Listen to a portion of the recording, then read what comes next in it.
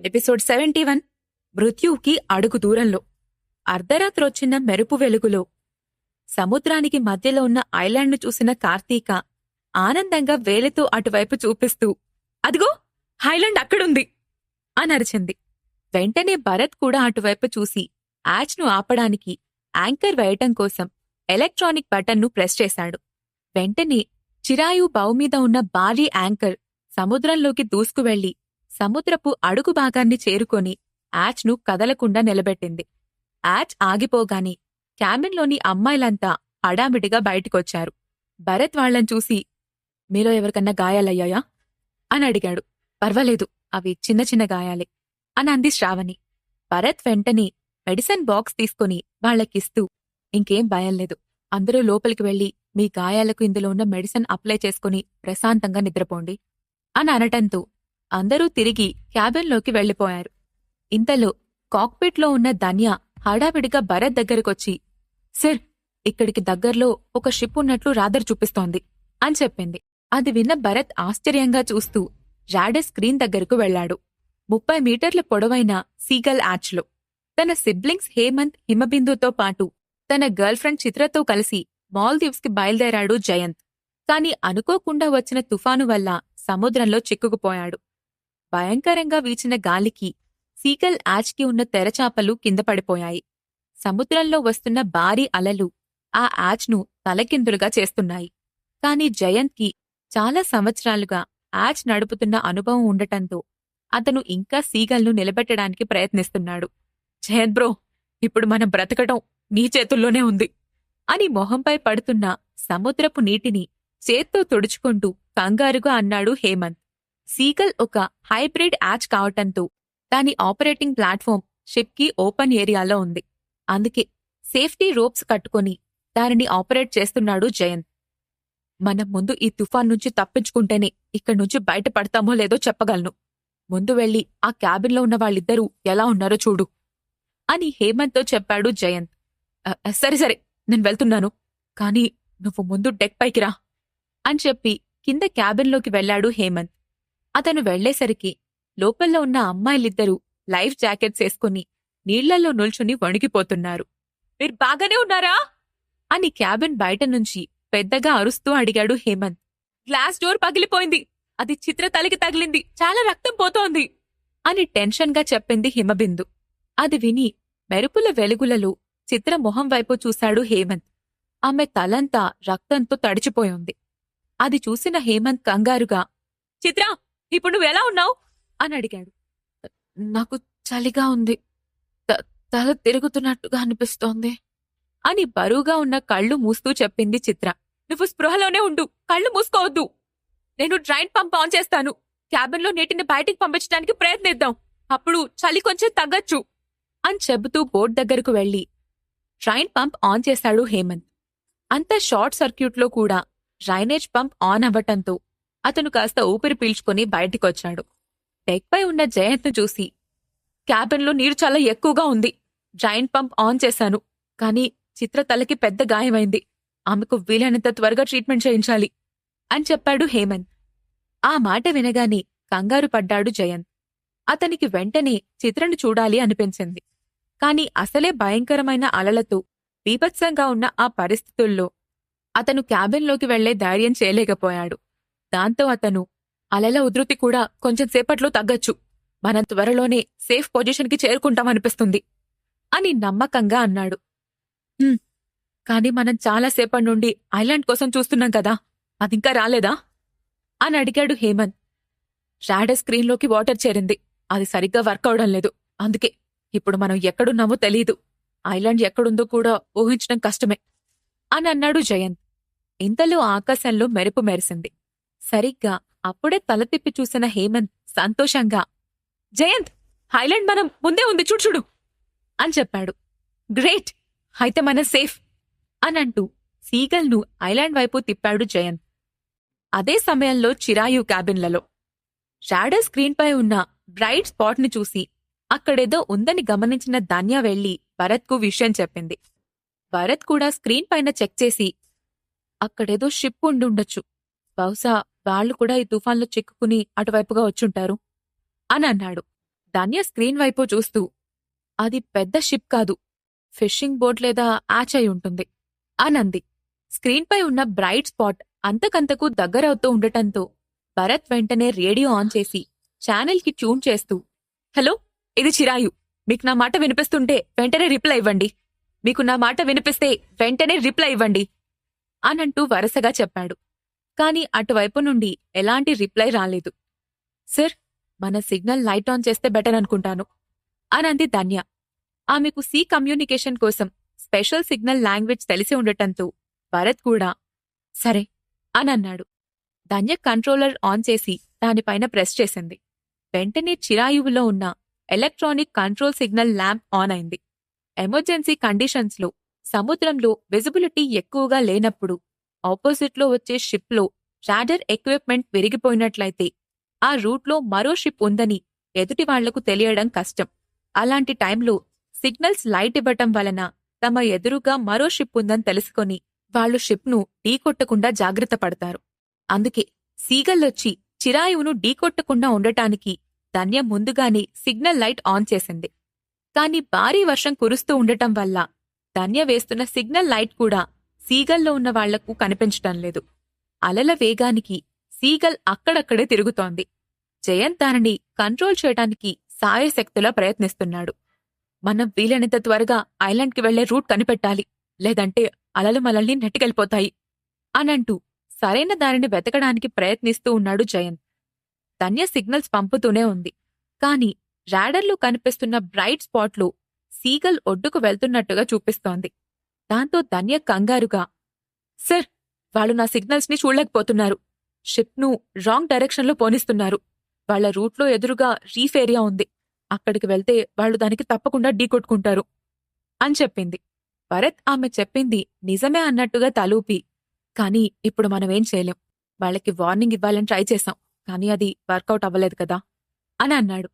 మరోవైపు జయంత్ సీగల్ను ఐలాండ్ వైపుకు తీసుకురావడానికి ప్రయత్నిస్తున్నాడు. కాని అప్పుడే వచ్చిన ఒక పెద్ద అల నేరుగా సీగల్ను తాకటంతో అది మెరుపు వేగంతో వెళ్లి ఒడ్డున ఉన్న రాయిని ఢీకొట్టింది. ఆ దాటికి జయంత్ డెక్పై నుండి జారి సముద్రంలో పడిపోయాడు. హేమంత్ డైరెక్ట్గా కింద ఉన్న క్యాబిన్లోకి జారిపోయాడు. క్యాబిన్లో ఉన్న అమ్మాయిలిద్దరూ షిప్ గోడల కానుకుంటూ, ఏం జరుగుతోంది? షిప్ పెరిగిపోయిందా అని అరిచారు. నిజానికి ఆ రాయిని ఢీకొట్టడం వల్ల సీగల్లోని కార్బన్ ఫైర్ బ్రేక్ అయ్యి నిజంగానే అడుగు భాగంలో పగుళ్లేర్పడ్డాయి. వెంటనే ఆ పగుళ్లలో నుండి సముద్రపు నీరు కూడా లోపలికి రావటం మొదలైంది. అది చూసిన హేమంత్ కంగారుగా, షిప్ మునిగిపోతుంది, త్వరగా బయటికి రండి అని అరుస్తూ ఆ ఇద్దరు అమ్మాయిలను క్యాబిన్ నుంచి బయటకు లాగి వాళ్లతో కలిసి డెక్ పైకి పరిగెత్తాడు. సముద్రంలోకి పడిపోయిన జయంత్ తన నడుముకి కట్టుకున్న సేఫ్టీ రోప్ సహాయంతో మళ్లీ తిరిగి షిప్లోకెక్కాడు. హేమంత్తో సహా ముగ్గురు పరిగెత్తుకుంటూ డెక్ పైకి రావటంతో, ఏం జరిగింది అని అడిగాడు జయంత్. షిప్కి పగుళ్లొచ్చాయి, నీళ్లు లోపలికొస్తున్నాయి, ఇంకాసేపట్లో ఇది మునిగిపోతోంది అని కంగారుగా చెప్పాడు హేమంత్. అది వినగానే జయంత్ మనసులో ఒక్కసారిగా భయంగా అనిపించింది. అతని పక్కనే స్పృహ తప్పి పడిపోయి ఉన్న చిత్రవైపు చూశాడు. వెంటనే వెళ్లి, చిత్రా, చిత్రా అనంటూ ఆమెను లేపడానికి ప్రయత్నించాడు. కాని ఆమె స్పృహలోకి రాలేదు. అది చూసిన హిమబిందు భయంతో, అనయ్య, మనమిక్కడే చనిపోతామా అనంటూ పెద్దగా ఏడవటం మొదలుపెట్టింది. జయంత్ ఒక్క క్షణం ఆలోచించి, హేమంత్, త్వరగా వెళ్ళి లైఫ్ బోట్కున్న తాడును విప్పు అని అరిచాడు. దాంతో హేమంత్ హడావిడిగా వెళ్లి లైఫ్ బోట్ను విప్పి దానిని అతి కష్టం మీద సముద్రంలోకి నెట్టాడు. జయంత్ ఆ అమ్మాయిలిద్దర్నీ లైఫ్ బోట్లో కూర్చోబెట్టి అతను కూడా అందులోకెక్కాడు. నలుగురు లైఫ్ బోట్లోకి చేరిన మరుక్షణమే సీగల్ సముద్రంలో మునిగిపోయింది. దాని పైభాగంలో ఉన్న చిన్న యాంటినా మాత్రమే బయటికి కనిపిస్తోంది. మరోవైపు చిరాయు లోపల భరత్ రాడర్ స్క్రీన్పై కనిపిస్తున్న దృశ్యాన్ని చూస్తున్నాడు. కాని ఇప్పుడు అందులో బ్రైట్ స్పాట్ కనిపించకుండా మాయమైపోయింది. దాంతో షిప్ మునిగిపోయి ఉంటుందని ధన్యతో పాటు అతను కూడా ఊహించాడు. స్క్రీన్నే చూస్తున్న ధన్య కంగారుగా, సర్, షిప్ మునిగిపోయినట్టుగా ఉంది. ఇక వాళ్ళు బ్రతికే అవకాశం కూడా లేదా అని అడిగింది. అది చెప్పడం కష్టం. ఒకవేళ ప్రస్తుతం బ్రతికున్నా ఎక్కువ కాలం వాళ్ళు ప్రాణాలతో ఉండలేరు అని అన్నాడు భరత్. అయితే మనమిప్పుడు ఏం చేయలేమా సార్ అని విచారంగా అడిగింది ధన్య. ఆ ప్రశ్నకు భరత్ ఆమె వైపు సూటిగా చూశాడు. ఆమె కళ్లల్లో వాళ్లను కాపాడాలనే కోరిక కనిపించటంతో, మన యాంకర్ని తీ, మనం అక్కడికి వెళ్లి చూద్దాం అనన్నాడు భరత్. అది వినగానే ధన్య సంతోషంతో ఓకే సార్ అంటూ ఎలక్ట్రానిక్ బటన్ ప్రెస్ చేసింది. దాంతో చిరాయు అక్కడ్నించి కదిలి సీగల్ వైపు ప్రయాణం మొదలుపెట్టింది. లైఫ్ బోట్లో కూర్చుని ఉన్న ముగ్గురి మొహాల్లో ఆందోళన స్పష్టంగా కనపడుతోంది. చిత్ర అప్పటికే పూర్తిగా స్పృహ తప్పి పడిపోయింది. ఇంకా సేపట్లో వాళ్లంతా చనిపోతామని లోలోపలే భయపడుతున్నారు. ముగ్గురి మధ్య తెలియని నిశ్శబ్దం రాజ్యమేల్తోంది. అప్పుడు హేమంత్ గట్టిగా ఊపిరి పీల్చుకుంటూ నిదానంగా, జయంత్, ఇంక మనమేం చేయలేమా అనడిగాడు. ధైర్యం కోల్పోవద్దు. గాలి తగ్గుముఖం పడుతోంది. అలలు కూడా వేగం తగ్గించాయి. మనం ఖచ్చితంగా బ్రతుకుతాం అనంటూ ధైర్యం చెప్పాడు జయంత్. కాని చిత్ర తలకి గాయమైంది. ఆమె పరిస్థితి చూస్తుంటే భయమేస్తుంది. ఈ ఐలాండ్లో కూడా మనుషులు ఉండరు. కమ్యూనికేషన్ ఎక్విప్మెంట్ లేకపోతే మనం ఏం చేయగలం అని అనుమానంగా అన్నాడు హేమంత్. అవును, మనం బ్రతుకుతామన్న నమ్మకం కొంచెం కూడా లేదు బ్రదర్స్. కానీ ఈ టైంలో నన్ను ఎవరన్నా వచ్చి రక్షిస్తే నేను వాళ్లని పెళ్లి చేసుకోవడానికి రెడీగా ఉన్నాను అని నవ్వింది హిమబిందు. ఆమె నవ్వులో నిరాశ కనపడింది. ఇంతలో ఎక్కడ్నుంచో హఠాత్తుగా విజిల్ వినిపించింది. దాంతో హిమబిందు అనుమానంగా, బ్రదర్స్, మీకేమైనా విజిల్ వినిపించిందా అని అడిగింది. అవును, ఎక్కడ్నుంచో వినిపించినట్టుగా ఉంది. నీకూడా వినిపించిందా అని అనుమానంగా తలెత్తాడు హేమంత్. వినిపించినట్టే ఉంది, కానీ అదంతా భ్రమై ఉంటుంది. ఈ టైంలో ఈ రూట్లో ఎవరొస్తారు అనంది హిమబిందు. కాని ఈసారి విజిల్ పెద్దగా, ఇంకొంచెం దగ్గరగా, పెద్ద శబ్దంతో వినిపించింది. అది వినగానే హిమబిందు ఉత్సాహంగా, నిజంగానేదో షిప్ వస్తోంది, లైఫ్ బోట్ను అటువైపు తిప్పండి అని అరిచింది. చిరాయు డెక్పై ఉన్న భరత్, ధన్య, సెర్చ్లైట్ ఆన్ చెయ్ అని అన్నాడు. వెంటనే హై పవర్ సెర్చ్లైట్ ఆన్ చేసింది ధన్య. దూరంగా కనిపించిన ఆ వెలుతురును చూడగానే జయంత్ కళ్లల్లో ఆనందంతో నీళ్లు తిరిగాయి. వెంటనే అతను, హేమంత్, సిగ్నల్ గన్ తీసి త్వరగా వాళ్లకి సిగ్నల్ పంపించు అని అన్నాడు. లైఫ్ బోట్లో సర్వైవల్ బాక్సులు ఎప్పుడూ రెడీగా ఉంటాయి. అందులో ఫుడ్, వాటర్తో పాటు మెడిసిన్స్, అలాగే ఫైర్ క్రాకర్స్తో నిండిన సిగ్నల్స్ గన్స్ కూడా ఉన్నాయి. జయంత్ చెప్పింది వినగానే హేమంత్ ఒక్క క్షణం కూడా ఆలస్యం చేయకుండా ఫైర్ క్రాకర్స్ను లోడ్ చేసి గన్ను ఆకాశం వైపు పెట్టి ట్రిగర్ను గట్టిగా నొక్కాడు. అందులో నుండి హెల్ప్ కోసం ఇండికేట్ చేసి ఆరెంజ్ లైట్ వెళ్లి లైఫ్ బోట్ పైన ఆకాశంలో వెలిగింది. అది చూడగానే అక్కడి వాళ్లు ఇంకా ప్రాణాలతో ఉన్నారని తెలిసి ఆశ్చర్యపోయిన భరత్ వాళ్లకి మళ్లీ లైట్ సిగ్నల్స్ ఇచ్చాడు. దాంతో సిగ్నల్స్ వాళ్లకోసమే అని అర్థమవటంతో లైఫ్ బోట్లోని వాళ్లంతా తేలిగ్గా ఊపిరి పీల్చుకున్నారు. నిద్రలో నుంచి మేల్కొన్న జయంత్ తలను గట్టిగా వెదిలిస్తూ పైకి లేచి కూర్చొని తన చేతిలో ఉన్న వాటర్ ప్రూఫ్ వాచ్ను చూసుకున్నాడు. టైం దాదాపు 11 గంటలవుతోంది.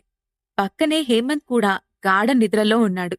జయంత్కి తానెక్కడున్నాడో అర్థం కాలేదు. దాంతో పక్కనే ఉన్న హేమంత్ కూడా గట్టిగా తట్టి నిద్రలేపాడు. కళ్ళు నులుముకుంటూ పైకి లేచి అయోమయంగా చూశాడు హేమంత్. ఒక్కసారిగా అతనికి రాత్రి లైఫ్ బోట్లో ఉన్న సంఘటన గుర్తుకొచ్చింది. దాంతో పక్కనే ఉన్న జయంత్ను చూసి, బ్రో, మనమింకా బ్రతికే ఉన్నావా అని అనుమానంగా అడిగాడు. ఆ ప్రశ్నకు జయంత్ అతన్ని విచిత్రంగా చూసి, నువ్వు నిద్ర నుండి లేచావు, సమాధి నుండి కాదు అని అన్నాడు. అది విని హేమంత్, అమ్మయ్యా, అయితే బ్రతికే ఉన్నామన్నమాట. ఇంతకీ మనమెక్కడున్నాం అని అయోమయంగా చుట్టూ చూస్తూ అడిగాడు. నాక్కూడా అర్థం కావడం లేదు, పదా బయటికెళ్ళి చూద్దాం అనంటూ జయంత్ బెడ్ దిగడంతో హేమంత్ కూడా అతని వెనకే అతన్ని ఫాలో అయ్యాడు. ఇద్దరూ క్యాబిన్ డోర్ తీసుకుని బయటికొచ్చి అక్కడ కనిపించిన లగ్జరీ డెకరేషన్ చూసి ఆశ్చర్యపోయారు. వాళ్లు యాడ్స్లో ఉన్నారని అర్థం చేసుకోవడానికి వాళ్ళకి 1 నిమిషం టైం పట్టింది. ఏంటి బ్రో, ఈ యాడ్స్ ఇంత లగ్జరీగా ఉంది అని ఆశ్చర్యంగా నోరు తెరుస్తూ అన్నాడు హేమంత్. జయంత్ ఏం మాట్లాడకుండా డెక్ పైకి నడిచాడు. భరత్ కాపాడిన ఈ జయంత్, హేమంత్ ఎవరు? వాళ్ళెవరో తెలుసుకున్న భరత్ ఏం చేయబోతున్నాడు? అనుక్షణం అనూహ్య మలుపులతో అలరిస్తున్న ఈ కథలో తర్వాత ఏం జరుగుతుందో తెలుసుకోవాలంటే నెక్స్ట్ ఎపిసోడ్ వినాల్సిందే. Episode 72 fantasy life. మధ్యాహ్నం అవుతుండగా మెలకువలోకొచ్చిన జయంత్ హేమంతులిద్దరూ చిరాయు డెక్ పైకి వచ్చారు. రాత్రి అల్లకల్లోలంగా ఉన్న సముద్రం ఇప్పుడు అద్దంలా ప్రశాంతంగా ఉండటంతో ఇద్దరూ ఒక్కసారి గుండెల నిండా ఊపిరి పీల్చుకున్నారు. ఇంతలో ఎక్కడ్నించొచ్చిందో నవ్వుల శబ్దం వినిపించటంతో వాళ్లు ఆశ్చర్యపోతూ ఒకరి ముఖాలు ఒకరు చూసుకుని ఆ నవ్వులు వినిపించిన వైపు వెళ్లి కిందకి తొంగి చూశారు. అక్కడ డెక్ కింద కొంతమంది అందమైన అమ్మాయిల గుంపు చేరి చేపలు పడుతూ నవ్వుతూ ఆడుకుంటూ కనిపించారు. అది చూసిన హేమంత్ ఆశ్చర్యపోతూ, బ్రో, నేనేమైనా కలగంటున్నానా? లేక మనం నిజంగా నిన్న రాత్రి మునిగిపోయి చచ్చిపోయి స్వర్గంలోకొచ్చామా ఏంటి అని అడిగాడు. అంతమంది అందమైన అమ్మాయిలు స్వర్గంలో మాత్రమే కనిపిస్తారు అనుకున్నాడు హేమంత్. ఇంతలో ఈ రోజంతా నిద్రపోతారు అనుకున్నాను, అప్పుడే లేచారా అని ఎవరో మాట్లాడినట్టుగా వినిపించటంతో ఇద్దరూ వెనక్కి తిరిగి చూశారు. దూరంగా డెక్ రీలింగ్కి ఆనుకుని నిల్చున్న భరత్ వాళ్లవైపే చూసి నవ్వుతూ ఉన్నాడు. దాంతో వాళ్ళిద్దరూ అతన్ని ఆశ్చర్యంగా చూసి అతని దగ్గరికి నడుస్తూ మీరు అంటూ ప్రశ్నార్థకంగా చూశారు. నేనెవరో మీకు తెలీదు, మీరెవరో నాకు తెలీదు, కాని నిన్న రాత్రి మాత్రం నేను మిమ్మల్ని నా యాచ్లోకి తీసుకొచ్చాను అని నవ్వుతూ చెప్పాడు భరత్. గత రాత్రి లైఫ్ బోట్ నుండి వచ్చిన సిగ్నల్ చూసిన తర్వాత భరత్ యాచ్ను అటువైపు పోనిచ్చి లైఫ్ బోట్లో ఉన్న వాళ్ళందర్నీ చిరాయువులోకి ఎక్కించటానికి చాలా శ్రమపడాల్సొచ్చింది. అప్పటికే వాళ్లందరూ స్పృహ కోల్పోతూ ఉండటంతో తమను కాపాడిన భరత్ను వాళ్లు క్లియర్గా చూడలేకపోయారు. లోపలికి తీసుకొచ్చిన అమ్మాయిల్లో ఒకరికి గాయమై ఉండటం, మరో అమ్మాయి స్పృహలో లేకుండా ఉండటంతో వాళ్ళిద్దరినీ మెడికల్ రూంలో ఉంచారు. ధన్య వాళ్ళిద్దరికీ మెడికేషన్ ఇచ్చి తలపై దెబ్బ తగిలిన అమ్మాయికి స్టిచెస్ వేసి ఇన్ఫర్మేటరీ డ్రాప్స్ పెట్టింది. దాంతో ఆమెకు ప్రమాదం తప్పింది. తమను కాపాడింది తమ ఎదురుగా ఉన్న వ్యక్తి అని తెలియటంతో ఈ యాచ్ కూడా మీదేనా అని అడిగాడు జయంత్. ఆ ప్రశ్నకు భరత్ నవ్వి, అవును, ఎందుకలా అడిగారు అని అడిగాడు. నేను కొన్నేళ్ల క్రితం మాల్దీవ్స్లోని షిప్ బిల్డింగ్ కంపెనీ ప్రపోజ్ చేసిన కాన్సెప్ట్ చూశాను. ఆ కాన్సెప్ట్లో ఉన్న యాచ్ ఇదే అని నాకు బాగా గుర్తుంది అని చెప్పాడు జయంత్. ఓ అవునా, నేనిది 2 రోజుల క్రితమే కొన్నాను. బహుశా మీరు చూసిన కాన్సెప్ట్ కూడా ఈ యాచ్దే అయి ఉండొచ్చు. ఎందుకంటే ఈ యాచ్ తయారు చేయడానికి 3 ఏళ్లు పట్టిందని కంపెనీ వాళ్ళు చెప్పారు అని అన్నాడు భరత్. ఆ మాటకు జయంత్ చుట్టూ చూసి, డౌట్ లేదు, అదిదే. నాకు దీన్ని ఇలా లైవ్లో చూడ్డం చాలా సంతోషంగా ఉంది అని అన్నాడు. ఇంతలో ఒక అమ్మాయి ఫ్లాస్క్లో కాఫీ తీసుకునొచ్చి అక్కడే ఉన్న టీపాయ్పై పెట్టి, భరత్ సార్, మీ కాఫీ రెడీ అని చెప్పింది. థ్యాంక్యూ, నేను సర్వ్ చేసుకుంటాను, నువ్వెళ్ళు అని భరత్ చెప్పటంతో సరే సార్ అంటూ ఆ అమ్మాయి అక్కడ్నుంచి వెళ్లిపోయింది. భరత్ వాళ్లను అక్కడే ఉన్న చైర్స్లో కూర్చోమని చెప్పి కప్పుల్లో కాఫీ పోశాడు.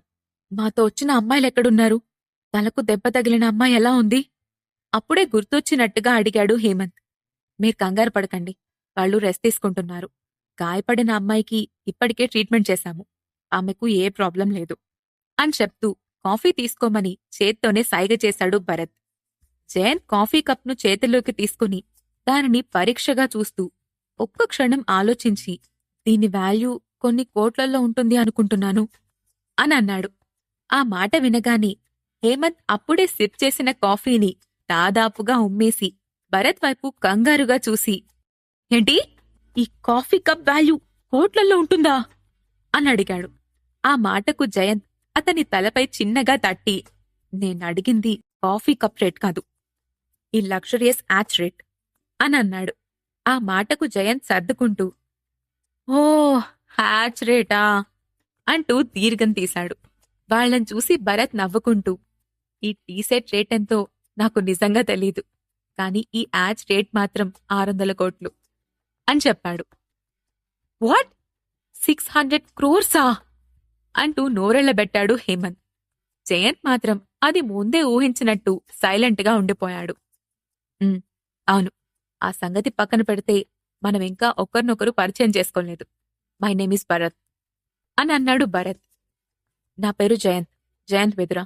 ఇతను నా బ్రదర్ హేమంత్ విదురా అని చెప్పాడు జయంత్. ఆ పేర్లు వినగానే భరత్ నుదురు ఆశ్చర్యంతో ముడుచుకుంది. ఇంతలో జయంత్ మళ్లీ మాట్లాడుతూ, రాత్రి మమ్మల్ని సేవ్ చేసినందుకు నీకెలా థ్యాంక్స్ చెప్పాలో నాకు తెలియడం లేదు. అయినా అంతకన్నా పెద్ద పదాలు నాకు తెలియవు కాబట్టి అదే చెప్తాను. Really thank you so much. రాత్రి ఆ పరిస్థితుల్లో తెలిసిన వాళ్ళు కూడా ఒకరికొకరు సహాయం చేయరు. కానీ మీరు మా కోసం అంత దూరం వచ్చి హెల్ప్ చేశారు. మేము మిమ్మల్ని తప్పకుండా గుర్తుపెట్టుకుంటాము అనన్నాడు. ఇంతలో డెక్పైకొచ్చిన హిమబిందు, మీ ఇద్దరూ ఇక్కడున్నారా అనంటూ జయంత్ హేమంత్ దగ్గరకు వెళ్ళింది. ఇప్పుడు నీకెలా ఉంది? ఒక్కదానివే వచ్చావేంటి అని అడుగుతూ చిత్ర కోసం వెనక్కి చూశాడు జయంత్. చిత్ర ఇంకా నిద్రపోతూనే ఉంది అని చెప్పింది హిమబిందు. అప్పుడు జయంత్ ఆమెను భరత్కి పరిచయం చేస్తూ, ఈమె నా సిస్టర్ హిమబిందు అని చెప్పి హిమబిందుతో, ఇతను భరత్, మనల్ని రాత్రి సేవ్ చేసింది ఇతనే అని చెప్పాడు. ఆ మాట వినగానే భరత్ వైపు పరీక్షగా చూసింది హిమబిందు. చూడ్డానికి కాలేజ్ కుర్రాడ్లా ఉన్న అతను వాళ్ళని రక్షించాడని ఆమె నమ్మలేకపోయింది. అప్పుడామెకు రాత్రి లైఫ్ బోట్లో ఉన్నప్పుడు ఆమె ఆవేశంలో, ఇప్పుడు ఎవరైనా రక్షిస్తే నేను వాళ్ళని పెళ్లి చేసుకుంటాను అని చెప్పిన మాటలు గుర్తొచ్చాయి. దాంతో భరత్ వైపు చూస్తున్న ఆమె మొహం ఒక్కసారిగా సిగ్గుతో ఎర్రబడిపోయింది. భరత్ ఆమెను చూసి పలకరింపుగా హలో అని అన్నాడు. అతని మాట వినగానే హిమబిందు మనసు పులకరించినట్లయి ఆమె నోటి నుండి మాటలు బయటికి రాలేదు. అతి కష్టం మీద గొంతు పెగుల్చుకుంటూ హలో అనంది. భరత్ ఆమె ప్రవర్తనను కొంచెం విచిత్రంగా చూసి జయంత్ వైపు తిరిగి, మీరిక్కడికెలా వచ్చారు అని అడిగాడు. నేను కొత్త యాచ్ కొన్నాను. దాంట్లో మా వాళ్లతో కలిసి మాల్దీవ్స్కి వెళ్లాలని ప్లాన్ చేశాను. కాని ఇదిగో ఇలా తుఫానొచ్చి దాదాపు ప్రాణాలు పోగొట్టుకునే పరిస్థితుల్లో పడ్డాము అని నవ్వాడు జయంత్. ఓ, అయితే ఇప్పుడు మీరు మాల్దీవ్స్ ఎలా వెళ్తారు? నేనిప్పుడే మాల్దీవ్స్ నుండి తిరిగొస్తున్నాను అని చెప్పాడు భరత్. అది విన్న జయంత్ కొంచెం నిరాశగా చూశాడు. అప్పుడు హేమంత్ మాట్లాడుతూ, జయంత్, ఇంత పెద్ద ప్రమాదం జరిగిన తర్వాత ఇక నేను ఆ మాల్దీవ్స్లో ఎంజాయ్ చేసే మూడ్లో అస్సలు లేను. మనం కూడా ఇదే యాచ్లో తిరిగి వెనక్కి వెళ్లడం మంచిది అని అన్నాడు. దాంతో జయంత్ ఒక్క నిమిషం ఆలోచించి, సరే అన్నట్టుగా తలూపి భరత్ను చూస్తూ, భరత్ గారు, అయితే మేం కూడా మీతో పాటు వెనక్కి రావచ్చా అని అడిగాడు. తప్పకుండా రావచ్చు. నేనేమీ మిమ్మల్ని మోయడం లేదు కదా. మాతో పాటు షిప్లో చాలా ఖాళీ ప్లేస్ ఉంది కాబట్టి నాకేం అభ్యంతరం లేదు అని నవ్వుతూ అన్నాడు భరత్. థ్యాంక్యూ భరత్ గారు అని అన్నాడు జయంత్. పర్వాలేదు. ఇంతకీ మీరేం చేస్తుంటారు అని అడిగాడు భరత్. మా నాన్నగారి పేరు మహేంద్ర. మాకొక మీడియా హౌస్ ఉంది. మా ఫ్యామిలీ బిజినెస్ చూసుకుంటూ ఉంటాను. ఇంకో రకంగా చెప్పాలంటే దేశంలోని 80% సినిమాల పబ్లిసిటీల్లో మీడియాను కంట్రోల్ చేయగల కెపాసిటీ ఉన్న ఫ్యామిలీకి చెందినవాణ్ణి అని చెప్పాడు. ఓ, కానీ మీ పేర్లు వింటుంటే మీరు విదురా ఫ్యామిలీకి చెందిన వాళ్ళని అర్థమవుతుంది. మీకు కళ్యాణ్ విదురా తెలుసా అని అడిగాడు భరత్. కళ్యాణ్ పేరు వినగానే జయంత్, హేమంత్, హిమబిందు ముగ్గురు ఒకరినొకరు చూసుకున్నారు. ముందుగా తేరుకున్న జయంత్, అతను మా కజిన్. కానీ అతను మీకెలా తెలుసు అని అడిగాడు. మాల్దీవ్స్లో ఉన్నప్పుడు కొన్ని రోజుల క్రితం అతనికి నాకు పెద్ద గొడవ జరిగింది అని చెప్పాడు భరత్. వాట్? మా కజిన్తో మీకు గొడవైందా అంటూ ఆశ్చర్యపోయాడు హేమంత్. అది విన్న హిమబిందు ముఖం విచారంగా మారిపోయింది. ఇప్పుడు మా ఫ్యామిలీ వాళ్లతో గొడవ జరిగితే ఇతను నన్ను పెళ్లి చేసుకోవడానికి ఒప్పుకుంటాడో లేదో అని కంగారు పడింది. దాంతో ఆమె టెన్షన్ పడుతూ, భరత్ గారు, అతనికి మీకు గొడవెందుకు జరిగింది అని అడిగింది. భరత్ వాళ్ల ముగ్గురు మొహాల్ని ప్రశాంతంగా గమనిస్తూ, అతను నా దగ్గరున్న లేడీ స్టాఫ్ను బంధించి తీసుకెళ్లి వాళ్లతో మిస్బిహేవ్ చేశాడు.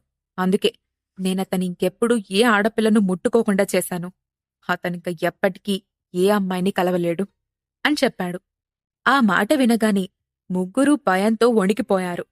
కళ్యాణ్ తన తల్లిదండ్రులకు ఏకైక వారసుడు. అలాంటి వ్యక్తిని భరత్ వారసత్వానికి పనికిరాకుండా చేశాడని తెలియటంతో వాళ్లు షాక్తో నోరు తెరిచారు. అప్పుడు హఠాత్తుగా హేమంత్ మొహంలో చిన్న చిరునవ్వొచ్చింది. నిజానికి అతని కజిన్ కళ్యాణ్కి అతనికి బంధుత్వం కన్నా శత్రుత్వం ఎక్కువగా ఉంది. అందుకే భరత్ చెప్పిన న్యూస్ అతనికి ఒక విధంగా సంతోషాన్నిచ్చింది. వెంటనే హిమబిందు, వాడలాంటి వాడని నాకు తెలుసు. ఎప్పుడూ ఆడపిల్లల జీవితాలతో ఆడుకుంటూ ఉంటాడు. మీరు నిజంగా మంచి పనిచేశారు అని కోపంగా అంది. హేమంత్కి కూడా తన ఆనందాన్ని బయటకు చూపించాలనుంది. కాని అతను దాన్ని లోపలే అణుచుకుంటూ, భరత్ గారు, దీని గురించి మేమేం బాధపడ్డం లేదు. అతను మాకు కజిన్ అయినా మా దారులు వేరు. అలాగే మీరు మా ప్రాణాలు రక్షించారు. కాబట్టి అతని విషయంలో మీరు చేసిన పనికి మేం మీకు వ్యతిరేకంగా ఉండాల్సిన అవసరం లేదు అని చెప్పాడు. అవును, ఆ కళ్యాణ్ తప్పు చేశాడు, మీరు సరైన శిక్ష వేశారు అనంది హిమబిందు. వాళ్ళందరికీ కళ్యాణ్పై కోపం ఉంటుందని ఊహించలేదు భరత్. కాని ధనవంతుల ఇళ్లల్లో చాలా వరకు ఇలాంటి వారసత్వపు గొడవలు ఉంటాయని అతనికి కూడా తెలుసు. ఎందుకంటే తన కుటుంబంలో కూడా అలాంటి గొడవలే జరుగుతున్నాయి.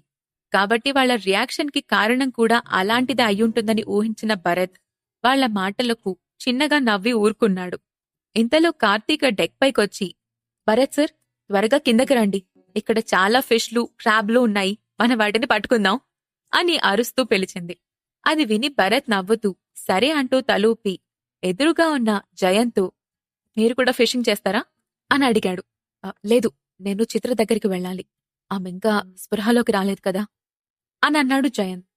అతని మొహంలో కంగారును గమనించిన భరత్, ఆ గాయపడిన అమ్మాయి మీ గర్ల్ ఫ్రెండా అని అడిగాడు.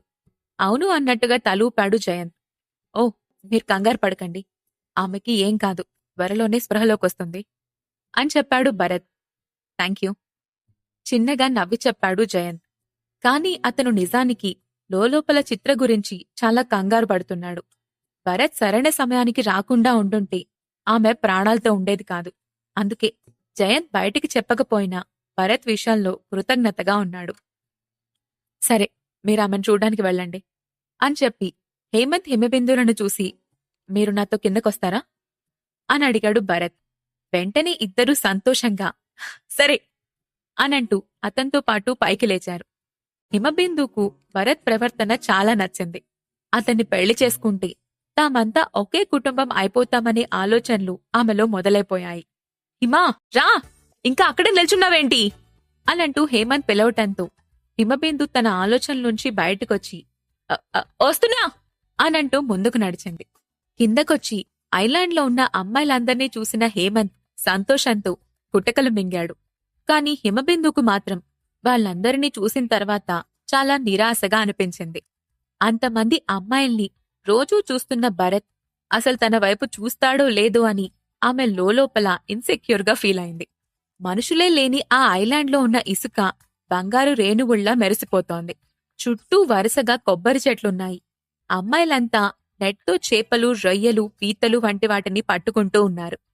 భరత్ను చూసిన వెంటనే వాళ్లంతా, భరత్ సార్, మీరు త్వరగా రండి, మనం వీటన్నిటితో ఈరోజు బార్బిక్యూ సీ ఫుడ్ పార్టీ చేసుకుందాం అని అరిచారు.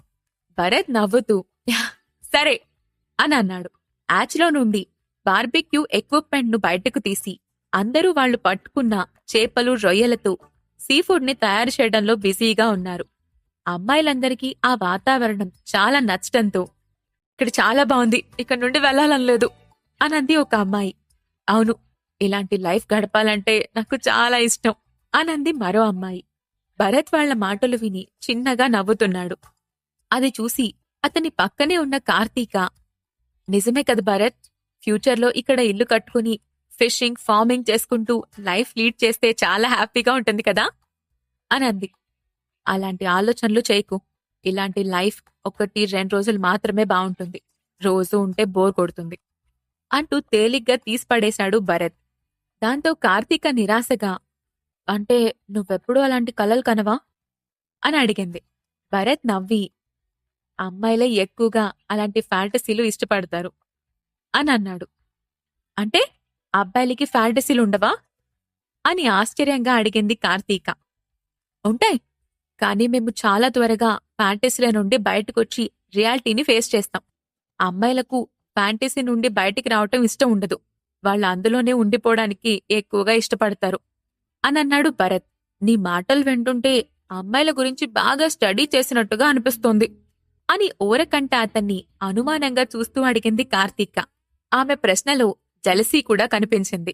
అనుకోకుండా కలిసిన విదుర ఫ్యామిలీతో భరత్ ప్రయాణం ఎలా ఉండబోతోంది? అనుకోకుండా కలిసిన ఆ అతిథులతో ఎలాంటి సంఘటనలు ఎదురుకానున్నాయి? ఈ ప్రశ్నలకు సమాధానాలు తెలుసుకోవాలంటే నెక్స్ట్ ఎపిసోడ్ వినాల్సిందే. ఎపిసోడ్ 73, నీ గర్ల్ ఫ్రెండ్ గా ఉండొచ్చా? భరత్తో పాటు ఫ్యాంటసీ లైఫ్ గురించి మాట్లాడుతున్న కార్తీక, అమ్మాయిల గురించి బాగా స్టడీ చేసినట్టున్నావే అని అడిగింది.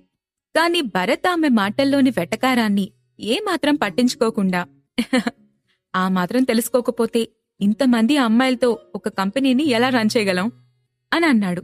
ఇంతలో శ్రావణి అక్కడికొచ్చి, భరత్ సార్, ఇలా వచ్చి ఈ ఫిష్ టేస్ట్ చూడండి అని పిలవటంతో భరత్ అక్కడ్నుంచి లేచి వెళ్ళిపోయాడు. కార్తీక్ అతను వెళ్లిన వైపే నిరాశగా చూసింది. వంట దగ్గరకొచ్చిన భరత్కి గ్రిల్ చేసిన ఫిష్ ను ప్లేట్లో పెట్టించింది మిథున. వేడిగా ఉన్న ఫిష్ మసాలా సువాసనలతో నోరూరిస్తుంది.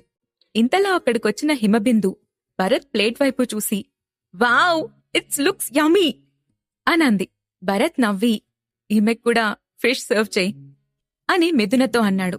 మిథున కూడా సరే అనబోతుండగా హిమబిందు వెంటనే ఆమెను ఆపుతూ, నోనో, మనమిద్దరం ఇదే ఫిష్ ని షేర్ చేసుకుందాం అనంటూ చనువుగా భరత్ ప్లేట్లో నుండి ఫిష్ పీస్ను తీసుకుని నోట్లో పెట్టుకుంది. అది చూసి అక్కడ అమ్మాయిలంతా ఒక్కసారిగా స్టన్ అయిపోయారు.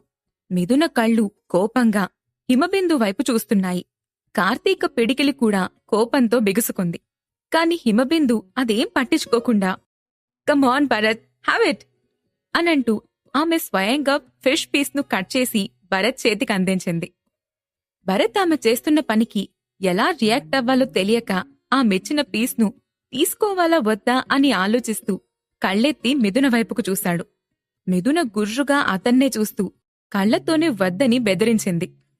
కమాన్ భరత్ గారు అనంటూ హిమబిందు మళ్లీ బలవంతం చేయబోతుండగా ఇంతలో అక్కడికొచ్చిన హేమంత్ హఠాత్తుగా వచ్చి ఆమె చేతిలోని పీస్ తీసుకుని గట్టుకున నోట్లో వేసుకున్నాడు. అది చూసిన భరత్ అమ్మయ్యా అననుకుంటూ ఊపిరి పీల్చుకున్నాడు.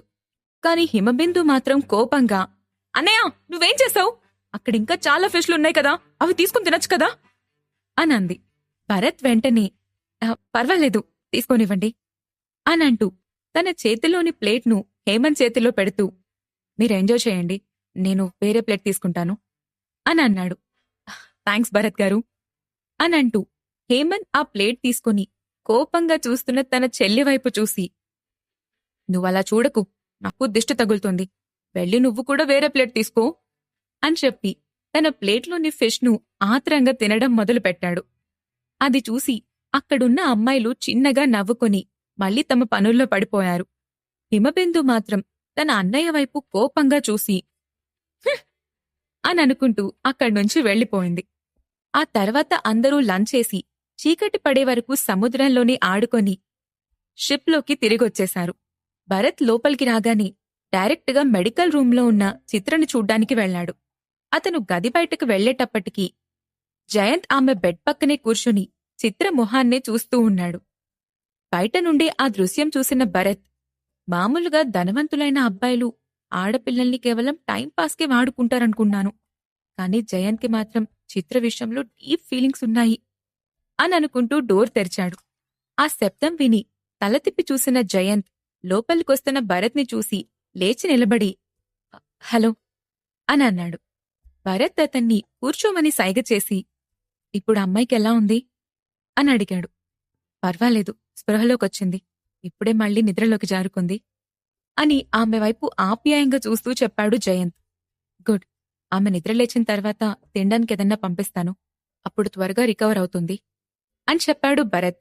థ్యాంక్యూ అంటూ కృతజ్ఞతగా నవ్విన జయంత్ ఒక్క క్షణం సైలెంట్గా ఉండి, భరత్ గారు, మీరేదో సినిమాలో ఇన్వెస్ట్ చేయబోతున్నారని కొంతమంది అమ్మాయిలు మాట్లాడుకోవడం నేను విన్నాను, నిజమేనా అని అడిగాడు. అవును, నాకొక ఎంటర్టైన్మెంట్ కంపెనీ ఉంది, దాని నుండే మూవీస్లో ఇన్వెస్ట్ చేస్తున్నాను అని చెప్పాడు భరత్. ఇది నిజంగా మంచి విషయం. మీ మూవీ రిలీజ్ అయినప్పుడు నా మీడియా సంస్థ తరపున నేను మీకేదన్నా చెయ్యాలి అనుకుంటున్నాను అని అన్నాడు జయంత్. తమ ప్రాణాలు కాపాడిన భరత్కి ఏదో ఒక విధంగా హెల్ప్ చేసి రుణం తీర్చుకోవాలని నిర్ణయించుకున్నాడు జయంత్. అది అర్థం చేసుకున్న భరత్ చిన్నగా నవ్వి థ్యాంక్యూ అని అన్నాడు. మరోవైపు హేమంత్, హిమబిందు కూడా క్యాబిన్లో కూర్చొని ఆలోచిస్తూ ఉన్నారు. బ్రో, భరత్ గారు మనకు చేసిన సహాయానికి ఏం చేసి రుణం తీర్చుకోవాలో తెలియడం లేదు, తప్పకుండా మనమేదన్నా చెయ్యాలి అనంది హిమబిందు. అతను మనకన్నా చాలా రిచ్ పర్సన్లా ఉన్నాడు, ఇక మనం చేయగలిగే హెల్ప్ ఏం లేదు అని లైట్ తీసుకుంటూ చెప్పాడు హేమంత్. నిజమే, కాని ఇక్కడ చాలామంది అమ్మాయిలు అతను సినిమా తీస్తున్నాడని మాట్లాడుకుంటుంటే విన్నాను అని చెప్పింది హిమబిందు. అది వినగాని హేమంత్ ఆశ్చర్యంగా, అయితే ఈ విషయంలో మన జయంత్ బ్రో హెల్ప్ చేయగలడు అని అన్నాడు. అవును, మీడియా హౌస్ విషయంలో జయంత్ అన్నయ్య హెల్ప్ చేస్తాడు.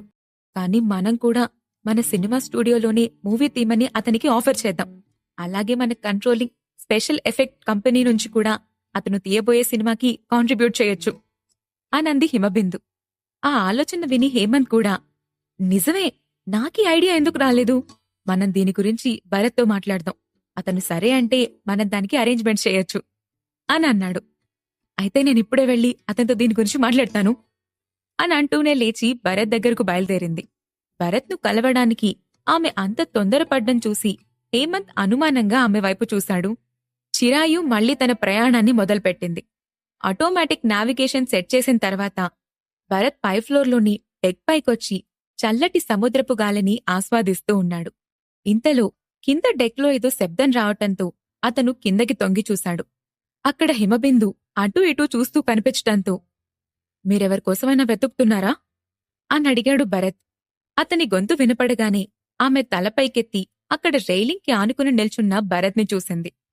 ఆకాశంలో నుండి ప్రకాశవంతమైన చంద్రుడి కాంతి అతని మొహంపై పడి ఆ వెలుగులో భరత్ ఆమెకు మరింత అందంగా కనిపించాడు. దాంతో ఆమె మాట రానట్టుగా "అ, నేను అ, నేను అది" అంటూ తడబడుతూ నిల్చుంది. దాంతో భరత్, మీరు మీ బ్రదర్ కోసం వెతుకుతున్నారా అని అడిగాడు. హిమబిందు వెంటనే తల అడ్డంగా ఊపుతూ, "ఆ, లేదు లేదు, నేను మీకోసమే వెతుకుతున్నాను" అని చెప్పింది. ఆ మాట చెప్తున్నప్పుడు ఆమె మొహం ఎర్రని టమాటో రంగులోకి మారిపోయింది. నాకోసం వెతుకుతున్నారా? సరే, పైకి రండి అని అన్నాడు భరత్. కాని మనసులో, ఈమె నాతో ఏం మాట్లాడాలి అని అనుకున్నాడు. ఆనందంగా పైకి వెళ్లిన హిమబిందు దూరంగా కాక్పిట్లో కూర్చుని రాడర్ స్క్రీన్ వైపు చూస్తున్న ధన్యని చూసింది. ఆమెను చూడగానే హిమ మొహం మళ్లీ నిరాశగా మారిపోయింది. ధన్య ఎప్పుడూ భరత్తోనే ఎక్కువగా ఉంటుందని ఆమె ఇప్పటికే గమనించింది. దాంతో ఆమెకు కొంచెం జలసీగా కూడా అనిపించింది. పైకొచ్చిన హిమబిందు ఏం మాట్లాడకుండా నిల్చోటంతో భరత్ ఆమె మొహం వైపుకు మళ్లీ చూశాడు. కింద డెక్లో నిల్చున్నప్పుడు ఆమె మొహంలో ఉన్న ఆనందం ఇప్పుడు లేదని గుర్తించాడతను. కాని ఆమెంత సడన్ గా ఎందుకు మారిపోయిందో భరత్కి అర్థం కాలేదు. దాంతో భరత్తే ముందుగా మాట్లాడుతూ, చెప్పండి హిమబిందు గారు, మీరు నాతో ఏదో మాట్లాడాలన్నారు అని అన్నాడు. అప్పుడు హిమబిందు ధన్యవైపు చూపిస్తూ, ఆ అమ్మాయెవరు అని అడిగింది. ఆమె పేరు ధన్య అని అన్నాడు భరత్. నేను మీతో ఒంటరిగా మాట్లాడాలనుకుంటున్నాను అని ధన్యవైపు చూస్తూ చెప్పింది హిమబిందు. ఆమె ధన్యను అక్కడ్నుండి పంపించమని చెప్తుందని అర్థం చేసుకున్న భరత్ కొంచెం ఆశ్చర్యపోతూ, మీరిక్కడ మాట్లాడొచ్చు, ఇక్కడ మాటలు లోపలికి వినిపించవులేండి అని చెప్పాడు. దాంతో ఆమె సరే అంటూ ముందుగా తమకున్న స్టూడియో గురించి, స్పెషల్ ఎఫెక్ట్ కంపెనీ గురించి చెప్పి, మీరు సినిమా తీసేటప్పుడు తప్పకుండా వాటిని వాడుకోవచ్చు, మీరలా చేస్తే మేము హ్యాపీగా ఫీలవుతాం అనంది. భరత్ నవ్వుతూ, థ్యాంక్యూ, అవసరమైతే నేను తప్పకుండా యూజ్ చేసుకుంటాను అని అన్నాడు. అప్పుడు హిమబిందు ఒక్క క్షణం సైలెంట్గా ఉంది. మీరు ఇంకేమైనా చెప్పాలా అని అడిగాడు భరత్. అప్పుడామె తల పైకెత్తి చిన్నగా ధైర్యం తెచ్చుకుంటూ, "ఆ ఆ ధన్య మీ గర్ల్ ఫ్రెండా అని అడిగింది. ఆ ప్రశ్నకు షాక్ అయిన భరత్ వెంటనే కాదు అని అన్నాడు. ఆ మాటకు కొంచెం సంతోషపడిన హిమ, అయితే మీకెవరన్నా గర్ల్ ఫ్రెండ్స్ ఉన్నారా, లేదా మీకిప్పటికే పెళ్ళైపోయిందా అని హడావిడిగా అడిగింది. ఆమె ప్రశ్నలకు కొంచెం విచిత్రంగా చూసిన భరత్, "ఆ, అలాంటివేమీ లేవు" అని చెప్పాడు. అది వినగానే హిమబిందు మొహంలో పూర్తిగా సంతోషం తిరిగొచ్చేసింది. దాంతో ఆమె ఆనందంగా, అయితే మీకు ఎలాంటి గర్ల్ ఫ్రెండ్ కావాలో తెలుసుకోవచ్చా అనంది. ఆ ప్రశ్నకి భరత్ ఏం సమాధానం చెప్పాలో తెలియనట్లు అయోమయంగా చూసి, కానీ మీరిప్పుడు దీని గురించి ఎందుకు అడుగుతున్నారు అని అడిగాడు. అప్పుడు హిమబిందు కొంచెం సిగ్గుపడుతూ, సరే, మిమ్మల్ని సూటిగా అడుగుతున్నాను, నేను మీ గర్ల్ ఫ్రెండ్గా ఉండొచ్చా అని అడిగింది. హా అని అర్థం కానట్టుగా మొహం పెట్టాడు భరత్. అవును, నేను సీరియస్గానే అడుగుతున్నాను. మా ఫ్యామిలీ కూడా మీలాగే రిచ్ ఫ్యామిలీ. నేను కూడా చూడ్డానికి బానే ఉంటాను. మీకు సరిపోతాననే అనుకుంటున్నాను. అలాంటప్పుడు ఇలా ఆలోచించడం కరెక్టే కదా అనంది హిమబిందు. ఆమె లైఫ్లో మొదటిసారి ఒక అబ్బాయికి ప్రపోజ్ చేస్తుంది. అందుకే ఎలా చెప్పాలో కూడా తెలియక తడబడుతూ తాననుకున్నది చెప్పేసి సమాధానం కోసం భరత్ కళ్లల్లోకి చూసింది. ఆమె హఠాత్తుగా వచ్చి అలా మాట్లాడ్డంతో భరత్కి ఏం చెప్పాలో తెలియలేదు. నిజానికి ఆమెపై అతనికి ఎలాంటి అభిప్రాయం లేదు. కాని ఆమెను హర్ట్ చేయకుండా ఆ విషయాన్ని ఆమెకు అర్థమయ్యేలా చెప్పాలి అని అనుకుంటూ హిమబిందు వైపు చూసి, కాని మీరింత హఠాత్తుగా అనంటూ ఆగిపోయాడు. నిజమే, నేను హఠాత్తుగా చెప్పాను. కాని నా మనసులో ఉన్న మాట చెప్పేశాను. నాకు నిజంగా మీరంటే చాలా ఇష్టం అని గబగబా చెప్పి కళ్ళు గట్టిగా మూసుకుంది హిమబిందు. అది చూసిన భరత్ చిన్నగా నవ్వుకొని, ఈమెకింకా మెచ్యూరిటీ రాలేదు, కంటికి నచ్చితే మనసుకు నచ్చారని అనుకుంటుంది అని అనుకొని ఆమెతో నిదానంగా, నేనెవరో కూడా మీకు తెలీదు, ఎలాంటి వాణ్ణో తెలీదు, మరి నేను మీకు సరిపోతానని ఎలా అనుకుంటున్నారు అని అడిగాడు భరత్. ఆ ప్రశ్న విని కళ్ళు తెరిచి చూసింది హిమబిందు. కాని ఆమె మొహం బ్లాంక్గా ఉంది. అతని ప్రశ్నకు ఏం సమాధానం చెప్పాలో ఆమెకు తెలియలేదు. దాంతో అది నేను అనంటూ ఆగిపోయింది. ఆమె తడబాటు చూసి భరత్ నవ్వి, మీరు నన్ను ఇష్టపడినందుకు ఐఎమ్ హ్యాపీ, కానీ అని భరత్ మాట్లాడుతూ ఉండగానే హిమబిందు మధ్యలో అందుకొని, అంటే నీకూడా నేనంటే ఇష్టమే కదా, అయితే ఇక నేనెప్పుడూ మీతోనే ఉండొచ్చు. త్వరగా ఈ సంగతి మా ఇంట్లో వాళ్లకి చెప్పి పెళ్లి గురించి మాట్లాడమని చెప్పాలి అన్నట్టు హడావిడిగా మాట్లాడుతూ ఉంది. ఆమె ఊహల్లో ఎక్కడికో వెళ్లిపోవటంతో భరత్ ఆమెను ఆపడానికి ప్రయత్నించాడు. కాని ఇంతలో చిన్నగా ఎవరో దగ్గినట్టుగా వినిపించటంతో భరత్తో పాటు హిమబిందు కూడా తల తిప్పి అటువైపు చూసింది. అక్కడ నిల్చొనున్నాడు హేమంత్. భరత్ దగ్గరికి హడావిడిగా వచ్చిన హిమబిందును చూసి ఆశ్చర్యపోయిన అతను ఆమె వెనుకే వచ్చాడు. ఇప్పటివరకు ఆమె మాట్లాడిన మాటలన్నీ డెక్కింద నిల్చొని వింటూనే ఉన్నాడు. ఆమె తొందరపడి భరత్తో మాట్లాడింది. కాని భరత్ సమాధానం చెప్పడానికి ఇబ్బంది పడుతూ ఉండటంతో అతను హిమపై ఇంట్రెస్ట్గా లేడని అర్థం చేసుకున్నాడు హేమంత్. అందుకే తన చెల్లెలు రిజెక్షన్ని ఎదుర్కోకూడదని మధ్యలో వచ్చి డిస్టర్బ్ చేశాడు. హేమంత్ని చూసి హిమబిందు కంగారు పడుతూ, అనయ్య, నువ్వెప్పుడొచ్చావు అని అడిగింది. హేమంత్ ఏం మాట్లాడకుండా భరత్ వైపు చూసి, భరత్ గారు, ఐఎమ్ రియల్లీ సారీ. మా సిస్టర్ మాటలు సీరియస్గా తీసుకోవద్దు. మీకు ట్రబుల్ ఇచ్చినందుకు మమ్మల్ని క్షమించండి అని అన్నాడు.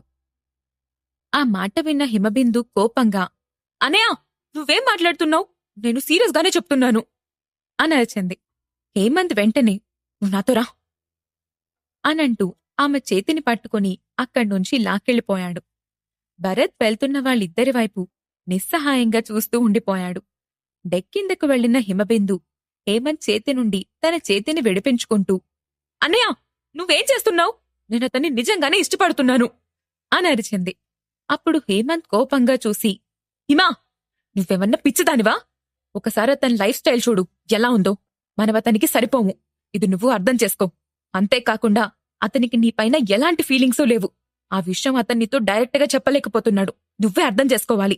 ఇక దీని గురించి ఇంతటితో మర్చిపో అని చెప్పాడు. హేమంత్ మాటలకు హిమబిందు నోరు ఒక్కసారిగా మూతబడిపోయింది. నిజంగానే ఆమె భరత్కి తగినది కాదేమో అని అనుమానం ఆమె మనసులో రావటంతో హిమ ఏడుపు మొహంతో హేమంత్ వైపు చూసింది. ఆమె బాధను అర్థం చేసుకున్న హేమంత్ హిమను దగ్గరకు తీసుకుని, చూడు హిమా, మనకి కావాలనుకున్నవన్నీ దొరకవు. అలాంటప్పుడు వాటి గురించి బాధపడుతూ కూర్చోకూడదు. లైఫ్లో ముందుకు వెళ్ళిపోవాలి అనంటూ ఆమె తలపై చేత్తో నిమిరాడు. చిరాయు వైజాగ్లో పోర్ట్ ఏరియాలోకి ప్రవేశించింది. 10,000 టన్నుల డిస్ప్లేస్మెంట్తో ఉన్న ఆ యాచ్ పోర్ట్లోకి అడుగుపెట్టగానే మిగిలిన షిప్లన్నీ వాటర్లో చిన్నగా షేక్ అయ్యాయి.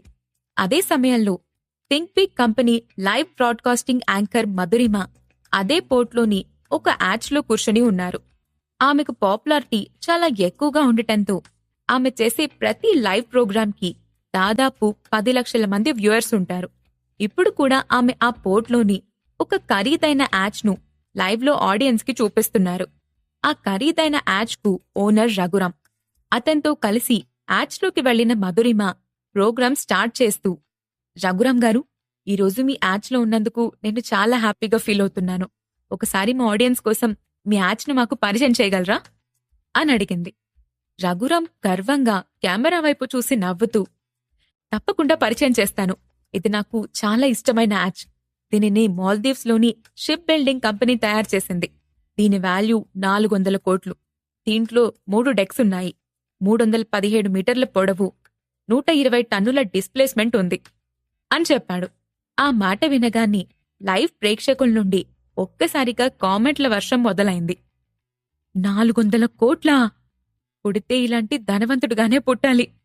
నిజంగా ఇలాంటి వాళ్ల లైఫ్ ఎంత లగ్జరీగా ఉంటుందో అనంటూ మాట్లాడుకుంటూ ఉన్నారు. వాటిని చూసిన రఘురాం ఆనందంతో ఉబ్బి తబ్బిపోతూ, నా యాచ్ కన్నా గొప్ప యాచ్ మన దేశంలోనే లేదు అని చెప్తూ ఉండగాని వెనక నుంచి నెమ్మదిగా చిరాయు ఫ్రేమ్లోకొచ్చింది. ఇప్పుడేం జరగబోతోంది? చిరాయు గురించి, దానిని సొంతం చేసుకున్న భరత్ గురించి నిజాలు బయట ప్రపంచానికి తెలియబోతున్నాయా?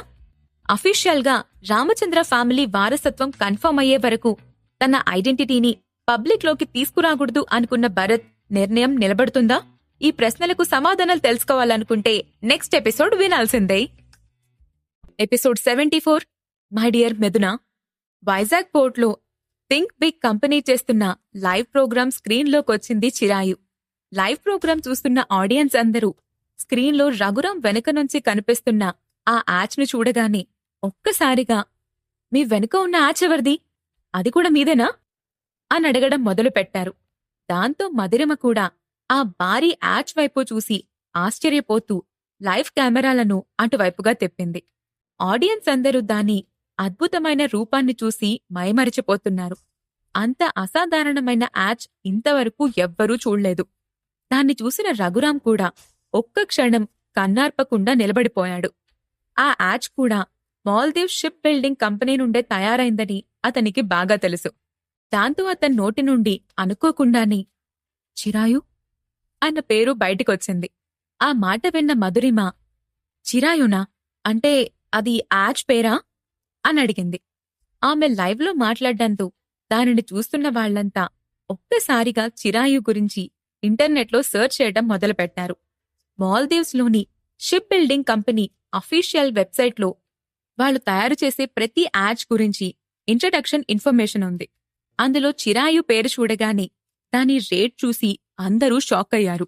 600 కోట్ల విలువైన ప్రైవేట్ యాచ్ ఉంటుందని ఎవ్వరూ ఊహించలేదు. దాని గురించి తెలిసిన తర్వాత ఇప్పటి వరకు రఘురాం చెప్పిన 400 కోట్ల యాచ్ ఇప్పుడు వాళ్లకి చిన్నదిగా కనిపించడం మొదలుపెట్టింది. మధురిమ కూడా ఆ ఇన్ఫర్మేషన్ చూసిన తర్వాత చిరాయు లోపలికి వెళ్లి చూడాలని ఆశపడింది. ఇంతలో ఆడియన్స్ కూడా, యాంకర్ మధురిమ గారు, మీరు మాకు చిరాయును చూపించండి అంటూ కామెంట్స్ చేయటం మొదలుపెట్టారు. దాంతో మధురిమ కూడా ఆ యాడ్స్ లోపలికి వెళ్లి దాన్ని లైవ్లో ఆడియన్స్కి చూపించాలి అని అనుకుంది. కాని దానికోసం ఎవరిని అప్రోచ్ అవ్వాలో ఆమెకు తెలీదు. అప్పుడామె రఘురాం వైపు చూసి, మిస్టర్ రఘురాం, మీకు ఆ యాచ్ ఓనర్ ఎవరో తెలుసా? మనం ఒకసారి దాని లోపలికి వెళ్లి చూడగలమా అని అడిగింది. కాని రఘురాం తనకు తెలియదన్నట్లుగా తలూపాడు. వైజాగ్ చేరుకున్న తర్వాత హేమంత్, జయంత్ల కోసం వాళ్ల మనుషులు రావటంతో భరత్ తన యాచ్లో డాక్ చేసి ఉన్న చిన్న యాచ్ను తీసి ధన్యతో వాళ్లను వేరే పోర్ట్ వైపు పంపించాడు. యాచ్ వదిలి వెళ్లేటప్పుడు హిమబిందు కళ్లన్నీ భరత్ మీదే ఉన్నాయి. ఆమె మొహం విచారంగా పెట్టి అతని వైపే చూస్తూ ఉంది. కాని భరత్ ఇబ్బందిగా చూసి చిన్న నవ్వు నవ్వి ఊరుకున్నాడు. మరోవైపు చిరాయు దగ్గరకొస్తున్న కొద్దీ డెక్పై కొంతమంది అమ్మాయిలు నిలబడి ఉండటం లైవ్లో ఉన్న వాళ్లకి కనిపించింది. అదే సమయంలో చిరాయు పక్కనే చిన్న బోట్లో వెళ్తున్న ఒక అమ్మాయి డెక్పై నిలబడి ఉన్న వాళ్లను చూసింది. అందులో రవళి, కార్తీక కూడా ఉండటంతో వాళ్ళు డ్రీమ్ ఏంజల్స్ గ్రూప్లో అమ్మాయిలని గుర్తుపట్టింది. వెంటనే ఆమె తన ఇన్స్టాగ్రామ్ లైవ్ ఆన్ చేసి వాళ్లను షూట్ చేయటం మొదలుపెట్టింది. అది గమనించిన శ్రావణి, కార్తీక, వాళ్లు మిమ్మల్ని షూట్ చేస్తున్నారు అని హెచ్చరించింది. అది విని కార్తీక తేలిగ్గా నవ్వుతూ, చేసుకోనివ్వు, నేనందంగా ఉన్నాను కాబట్టి నన్ను షూట్ చేయాలని అనుకోవడంలో ఆశ్చర్యమేమీ లేదు అనంటూ తనను షూట్ చేస్తున్న అమ్మాయి వైపు తిరిగి పోజులివ్వడం మొదలుపెట్టింది కార్తీక. శ్రావణి వెంటనే ఆమెకు గుర్తు చేస్తూ, కార్తీక, నువ్విప్పుడు స్టార్వి, నీ ఇమేజ్ గురించి పట్టించుకోవా అనంది.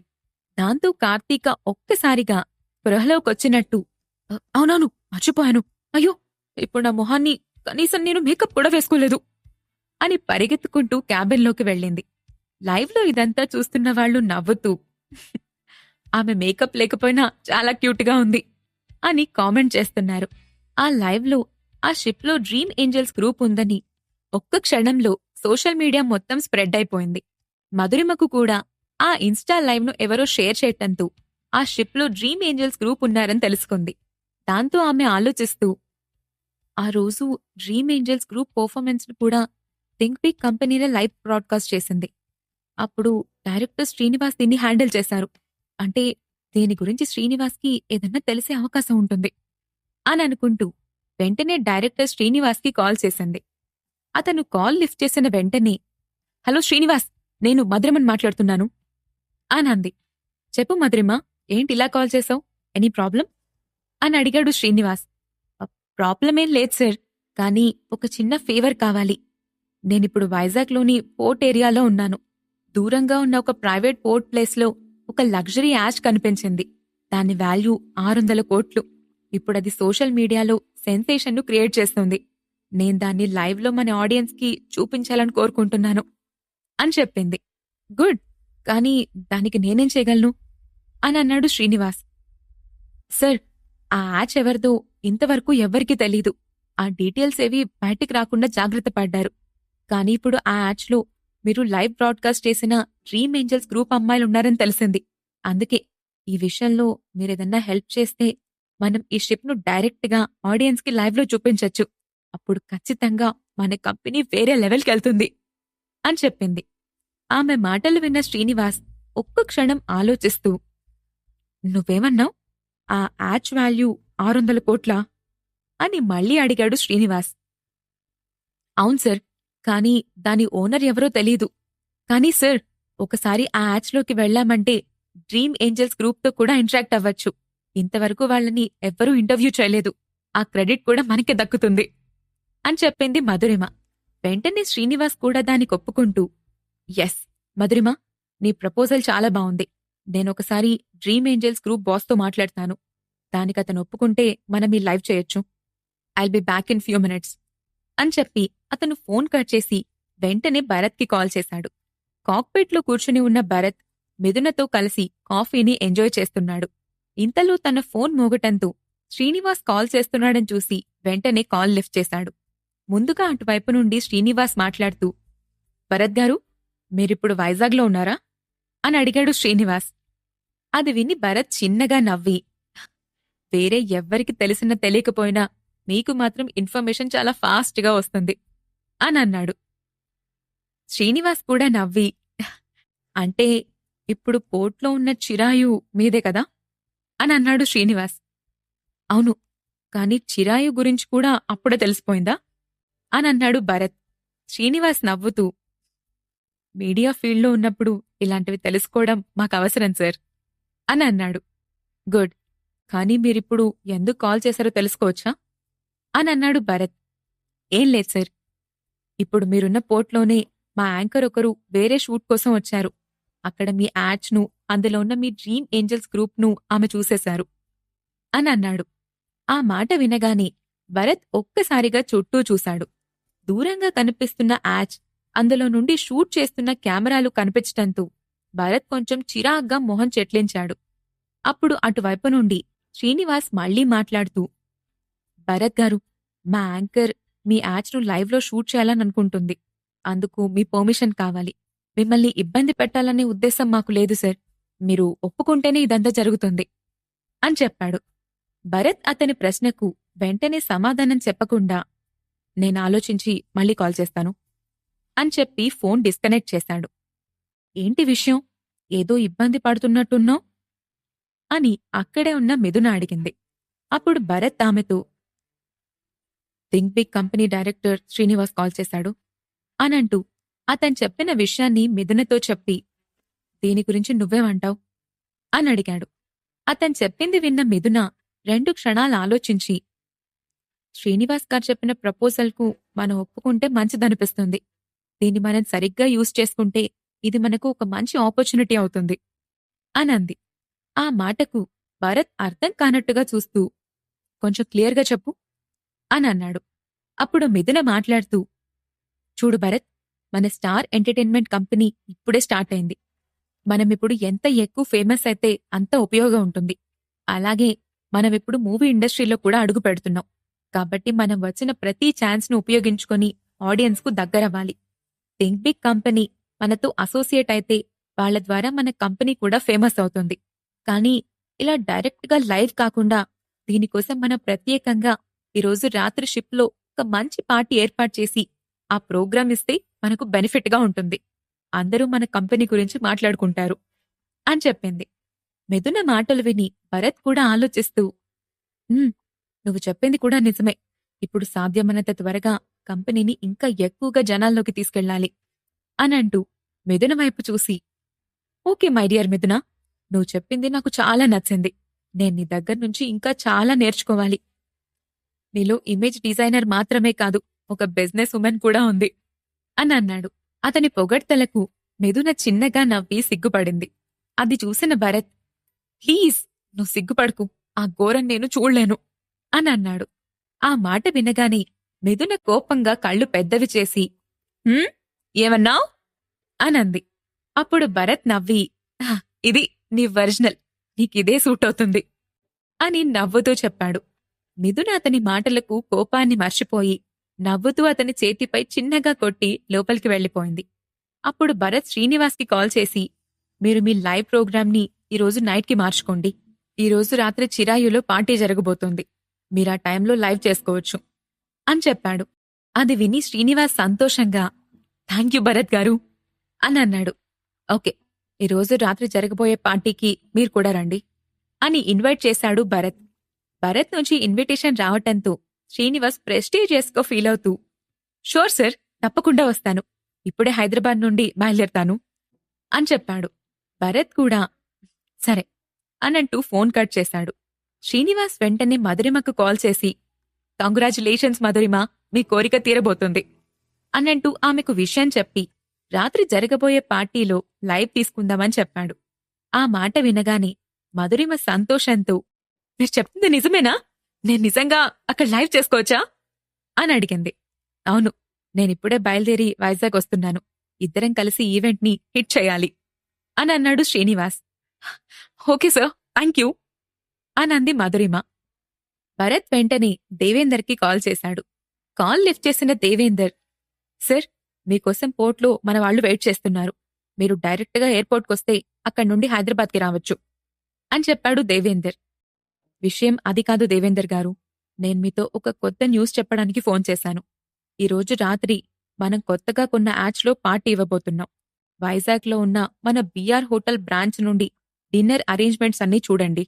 మీరు వెంటనే కంపెనీ స్టాఫ్ అందరితో పాటు బయలుదేరి ఇక్కడికొచ్చేసేయండి. ఈవినింగ్ పార్టీకి మన వాళ్ళందరూ ఉండాలి. ఎవ్వర్నీ మిస్ చేయొద్దు" అని చెప్పాడు భరత్.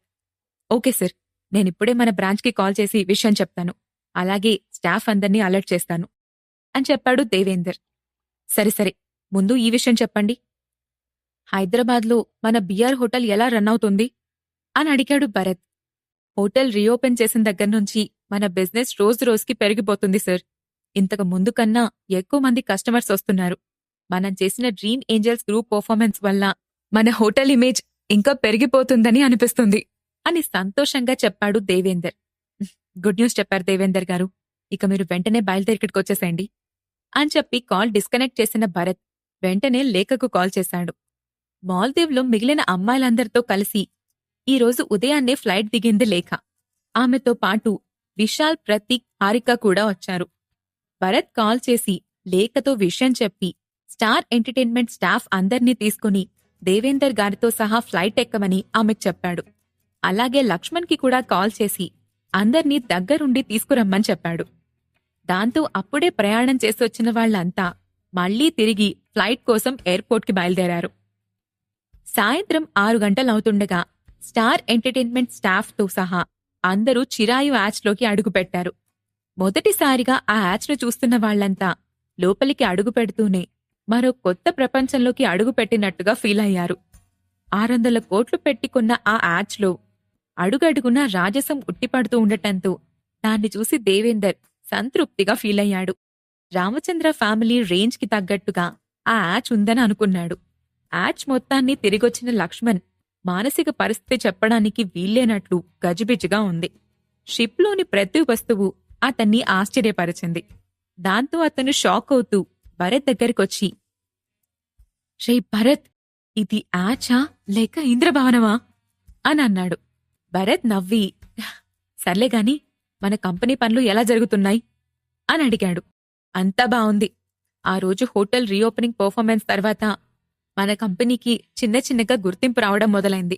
బయట్నుంచి కూడా ఆర్టిస్టులు రావటానికి ఇంట్రెస్ట్ చూపిస్తున్నారు. కొంచెం వర్క్ బిజీ అయిందనే చెప్పాలి అని అంటూ ఆఫీస్లో జరిగిన విషయాల గురించి చెప్పడం మొదలుపెట్టాడు. మరోవైపు మధురిమ తన లైవ్ ఆడియన్స్ కోసం ఒక్కో న్యూస్ రిలీజ్ చేస్తోంది. డియర్ ఫ్రెండ్స్, నేను చిరాయు ఓనర్ని కాంటాక్ట్ అయ్యాను. ఈరోజు సాయంత్రం ఆ అమేజింగ్ యాచ్ మొత్తాన్ని మీకు లైవ్లో చూపించబోతున్నాను అని పోస్ట్ చేసింది. భరత్ అరేంజ్ చేసిన యాచ్ పార్టీలో ఏం జరగబోతోంది? చిరాయు అసలైన ఓనర్ భరత్ అని అందరికీ తెలుస్తుందా? ఈ ప్రశ్నలకు సమాధానాలు తెలుసుకోవాలంటే తర్వాత ఎపిసోడ్ వినాల్సిందే. Episode 75 live with Madhurima. Think big company anchor Madhurima ఆ రోజు సాయంత్రం యాచ్ పార్టీ జరగబోతోందని, అందులో చిరాయువును లైవ్లో అందరికీ పరిచయం చేయబోతున్నానని ఆడియన్స్ కి అనౌన్స్ చేసింది. ఆ వార్త చూడగాని ఆడియన్స్ అందరూ ఒక్కసారిగా, మేమీ లైవ్ కోసం ఈగర్గా వెయిట్ చేస్తున్నాం. అంత లగ్జరీ యాచ్ లోపల వైపు ఎలా ఉంటుందో చూడాలని మాకు కోరికగా ఉంది.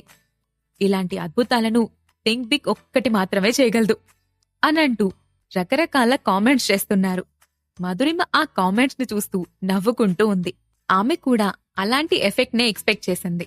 దాంతో మళ్ళీ మరో పోస్ట్ చేస్తూ, మీరీరోజు నా లైవ్ లో డ్రీమ్ ఏంజల్స్ ను కలవచ్చు, కానీ ఈ ఎక్సైట్మెంట్ కోసం ఇంకొంచెం సేపు వెయిట్ చేయాలి అని చెప్పింది. అది చూడగానే ఆడియన్స్ నుండి ఆమెకు ప్రశ్నల వర్షం మొదలైంది. మీరు మమ్మల్ని ఆట పట్టించొద్దు, నిజంగానే డ్రీమ్ ఏంజల్స్ కనిపిస్తున్నారా అని ఒకరడిగితే, మీరు నిజంగా డ్రీమ్ ఏంజల్స్ ని చూపిస్తే నేను మీకు ఈరోజు లైవ్ లో ఎక్కువ రివార్డ్స్ ఇస్తాను అని చాలా మంది అన్నారు. మధురిమ నవ్వుతూ, మీరు నన్ను నమ్మచ్చు, జస్ట్ వెయిట్ అండ్ సీ అని చెప్పి శ్రీనివాస్ స్టే చేసిన హోటల్కి వెళ్ళింది. అప్పటికే రెడీ అయ్యి యాచ్ దగ్గరికి బయలుదేరుతున్న శ్రీనివాస్ ఆమెను చూసి, వెల్కమ్ మధురిమ, ఈరోజు లైవ్ బ్రాడ్కాస్ట్ కోసం మీకు మంచి టీంని తీసుకొచ్చాను. మీరు దీన్ని సక్సెస్ఫుల్ గా చేస్తారని ఎక్స్పెక్ట్ చేస్తున్నాను అని అన్నాడు. మధురిమ ఆనందంతో, థ్యాంక్ యూ మిస్టర్ శ్రీనివాస్, ఈరోజు మీరు కూడా నాతో పాటు ఉన్నారు. నాకు చాలా ఆనందంగా ఉంది. తప్పకుండా ఈ ప్రోగ్రాం పెద్ద హిట్ చేసి చూపిస్తాను అని చెప్పింది. సాయంత్రం 7 గంటలవుతుంది. వైజాగ్లోని విఆర్ హోటల్ స్టాఫ్ సహాయంతో యాచ్ను అందంగా డెకరేట్ చేయించాడు దేవేందర్. చీకటి పడుతూ ఉండటంతో యాచ్కున్న డెకరేషన్ లైట్స్ వెలిగాయి. ఆ రంగురంగుల వెలుతురులో యాచ్ అద్భుతంగా మెరిసిపోతూ చుట్టుపక్కల వాళ్లని కూడా ఆకర్షించింది. కాని ఆ ప్లేస్ ప్రైవేట్ పోర్ట్ ఏరియా కావటంతో ఎవరూ అటువైపు వెళ్లే సాహసం చేయలేదు. కాని మధురిమ లైవ్ ప్రోగ్రాంను ఫాలో అయిన బిజినెస్ మ్యాన్ లింగుస్వామి మాత్రం అంత పెద్ద యాచ్ను కళ్లారా చూడాలన్న ఉత్సాహంతో అక్కడికొచ్చాడు. అప్పటికే బిఆర్ హోటల్ స్టాఫ్ అందరూ ఒక్కొక్కరుగా లోపలికి వెళ్తూ ఉండటంతో అతను కూడా వాళ్ల వెనకే లైన్లో నిలబడ్డాడు. ఇంతలో అక్కడున్న సెక్యూరిటీ ఒకరు లింగుస్వామిని చూసి, మీరెవరు? మా స్టాఫ్ మెంబర్ కాదు కదా, మేం మిమ్మల్ని ఇంతవరకు చూడలేదు అని అన్నాడు. కాని లింగుస్వామి అప్పటికే డ్రింక్ చేసి ఉండటంతో అతను సెక్యూరిటీని వెనక్కి నెడుతూ, నన్నే ఎవరిని అని అడుగుతున్నావా? నీకెంత ధైర్యం అని పెద్దగా అరిచాడు. దాంతో ప్రశాంతంగా మొదలైన పార్టీలో ఒక్కసారిగా అరుపులు వినిపించటంతో అందరూ అటువైపు చూశారు. అంతలో అక్కడికొచ్చిన సెక్యూరిటీ చీఫ్ ఓంకార్, ఏం జరుగుతుంది అని అడిగాడు. అప్పుడు సెక్యూరిటీ మాట్లాడుతూ, ఇతను మన కంపెనీకి సంబంధించిన స్టాఫ్ కాదు, అయినా యాచ్లోకి రావాలనుకుంటున్నాడు అని చెప్పాడు. అప్పుడు ఓంకార్ అతనితో, సార్, ఇది ప్రైవేట్ పార్టీ, బయట వాళ్లకి ఎంట్రీ లేదు, దయచేసి వెళ్ళిపోండి అని మర్యాదగా రిక్వెస్ట్ చేశాడు. కాని అతను తాగి ఉండటంతో ఓంకార్ మాటను లెక్క చేయకుండా, అది చెప్పడానికి నువ్వెవరు? నేనీరోజు ఇందులోకి వెళ్లి చూడాలనుకుంటున్నాను, మీరెవ్వరూ నన్ను అడ్డుకోలేరు అని అన్నాడు. అయినా ఓంకార్ నిదానంగా, సార్, మీరిలా లోపలికి రావటానికి మా బాస్ ఒప్పుకోరు అని చెప్పాడు. ఎవడు మీ బాస్? అసలు మీ బాస్కి నేనెవరో తెలుసా? నేను తలుచుకుంటే ఇప్పటికిప్పుడే ఈ పార్టీ మొత్తాన్ని కొలాప్స్ చేసేస్తాను అనంటూ అరవటం మొదలుపెట్టాడు. ఆ మాటలు విన్న దేవేందర్ కోపంగా, ఇతన్ని నే డీల్ చేస్తాను అనంటూ టేబుల్ దగ్గర్నుంచి పైకి లేవబోయాడు. అప్పుడు భరత్ అతన్ని ఆపుతూ, వద్దు దేవేందర్ గారు, ఓంకార్ చూసుకుంటాడు, మీరు కూర్చోండి అని అన్నాడు. భరత్ను అవమానిస్తూ మాట్లాడ్డంతో కోపం పట్టలేకపోయిన ఓంకార్ పక్కనే ఉన్న తన సెక్యూరిటీ వైపు చూసి, ఇతన్ని సముద్రంలో విసిరేయండి అని అన్నాడు. అది వినగానే సెక్యూరిటీ వాళ్లు ఒక్క క్షణం కూడా ఆలస్యం చేయకుండా అతన్ని పట్టుకుని పైకి లేపారు. లింగుస్వామి కంగారుగా, ఏయ్, ఏం చేస్తున్నారు మీరు? నన్ను వదలండి, మీరిలా చేస్తే ప్రాణాలతో ఉండ్రు అని అరుస్తూ ఉన్నాడు. కాని సెక్యూరిటీ వాళ్లు అతని మాటలు వినిపించుకోకుండా అతన్ని డెక్ చివరకు తీసుకెళ్లి సముద్రంలో విసిరేశారు. చల్లని నీటిలో పడిన లింగుస్వామికి ఒక్కసారిగా తాగిన మత్తు దిగిపోవటంతో కంగారుగా తల పైకెత్తి అరుస్తూ, నన్ను పైకి లాగండి, నాకు స్విమ్మింగ్ కూడా రాదు, నేను మునిగిపోతాను, పైకి లాగండి అనంటూ అరవడం మొదలుపెట్టాడు. అప్పుడు సెక్యూరిటీ ఓంకార్ వైపు చూసి, అతనికి నిజంగానే ఈత రాదనుకుంటాను సార్, మునిగిపోతాడేమో అని అన్నాడు. ఓంకార్ నవ్వి, కొంచెంసేపు ఇబ్బంది పడనివ్వండి అని చెప్పాడు. కాని 2 నిమిషాలు గడిచేసరికి లింగుస్వామి అరుపులు భయంకరంగా మారిపోయాయి. ప్లీజ్ నన్ను పైకి లాగండి అంటూ ప్రాధేయపడ్డం మొదలుపెట్టాడు. దాంతో ఓంకార్ సెక్యూరిటీ వైపు చూసి అతన్ని పైకి లాగమని సైగ చేశాడు. సెక్యూరిటీ వెంటనే ఒక తాడును నీళ్లల్లోకి విసిరారు. లింగుస్వామి హడావిడిగా తాడును పట్టుకోటంతో అతన్ని పైకి లాగారు. అప్పుడు ఓంకార్ అతన్ని చూస్తూ, మీరు నా బాస్ గురించి తప్పుగా మాట్లాడే ధైర్యం చేస్తే ప్రాణాలతో ఉండరు, ముందిక్కడ్నుంచి వెళ్ళిపోండి అని అన్నాడు. దాంతో అతను అవమానంగా ఫీలవుతూ తల తిప్పి చుట్టూ చూశాడు. అందరూ తన వైపే చూస్తూ ఉండటంతో కోపంగా పళ్ళు బిగిస్తూ అక్కడ్నుంచి బయటకొచ్చేశాడు. తన కార్ దగ్గరకు వెళ్లిన లింగుస్వామి సెల్ ఫోన్ తీసి కాల్ చేశాడు. అటువైపు నుండి రసూల్ తండ్రి బిలాల్ కాల్ లిఫ్ట్ చేశాడు. వెంటనే లింగుస్వామి కోపంగా, మిస్టర్ బిలాల్, వైజాగ్లో నన్ను కొంతమంది అవమానించారు. నువ్వు వాళ్ళని ఎలాగైనా నా కాళ్ల దగ్గర తీసుకొచ్చి పడేయాలి. అప్పుడే మన బిజినెస్ గురించి మాట్లాడుకోగలం, లేదంటే ఈ డీల్ క్యాన్సిల్ అయిపోతుంది అని అన్నాడు. అతని గొంతు వినగాని బిలాల్ కంగారుగా, మిస్టర్ లింగుస్వామి, మీరింకా వైజాగ్లోనే ఉన్నారా అని ఆశ్చర్యంగా అడిగాడు. మన అపాయింట్మెంట్ రేపు కదా, నేను రేపు ఉదయాన్నే బయలుదేరదాం అనుకున్నాను. ఈరోజు వైజాగ్లో వేరే మీటింగ్ కూడా ఉండటంతో ఇక్కడే ఆగిపోయాను. అయినా అదంతా తర్వాత.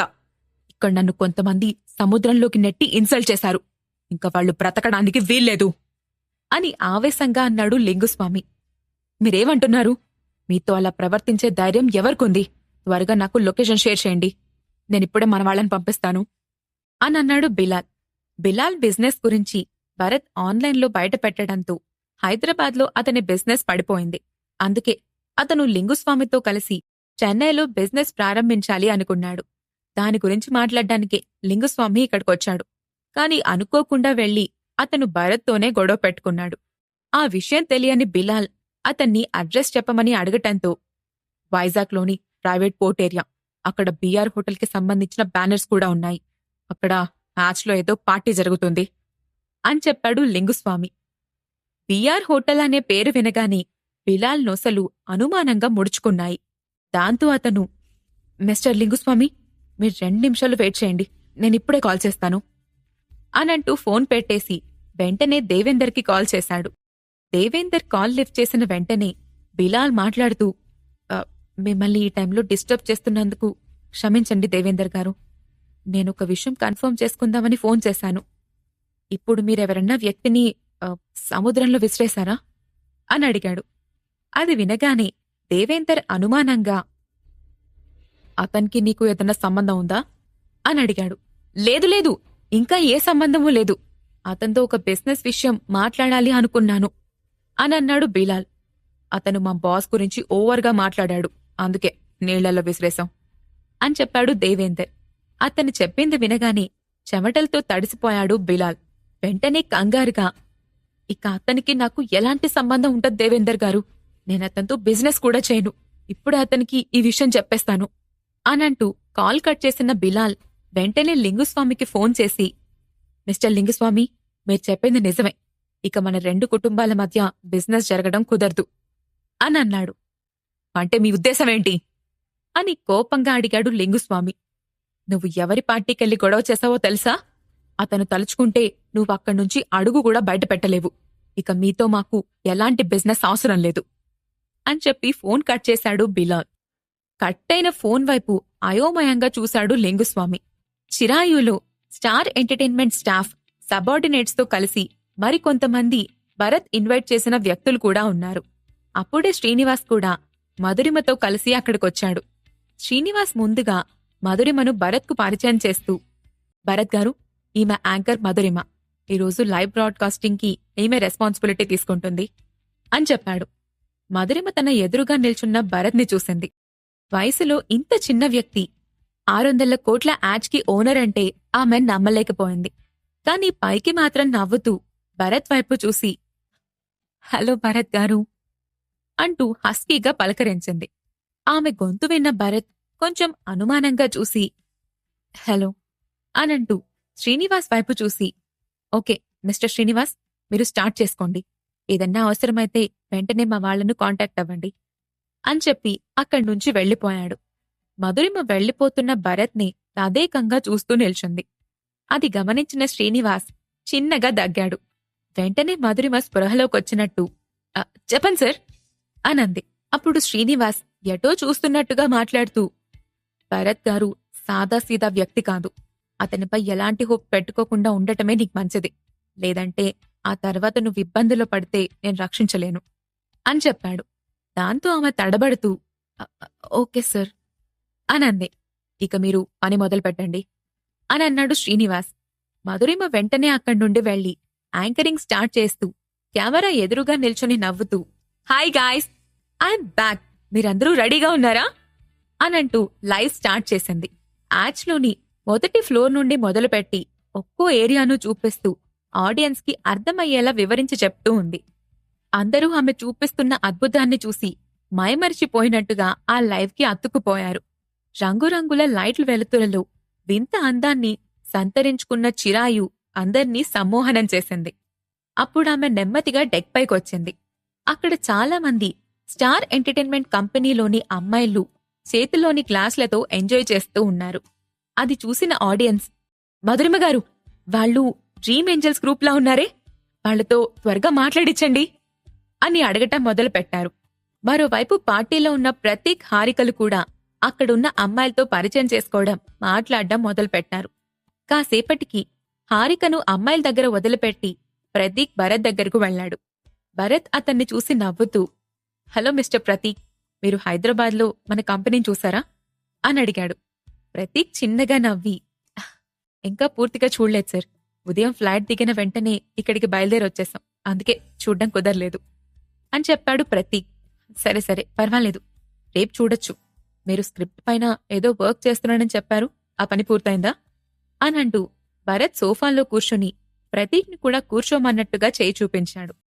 ప్రతీక్ కూడా చైర్లో కూర్చొని, నేను స్క్రిప్ట్ పైన ఫుల్ వర్క్ చేశాను, డ్రాఫ్ట్ కూడా నా దగ్గరే ఉంది, రెడీగా ఉంది సార్ అనంటూ వెంటనే దానిని భరత్ ఫోన్కి ఫార్వర్డ్ చేశాడు. నేనిప్పుడే చూస్తాను, మీరు డ్రింక్ తీసుకోండి అనంటూ ఎదురుగా ఉన్న వైన్ గ్లాస్ను ప్రతీక్కి ఆఫర్ చేసి స్క్రిప్ట్ చదివే పనిలో పడ్డాడు భరత్. అప్పుడు ప్రతీక్ మాట్లాడుతూ, భరత్ గారు, నిజం చెప్పాలంటే ఈ స్క్రిప్ట్ మొత్తం నేనే రాశాను.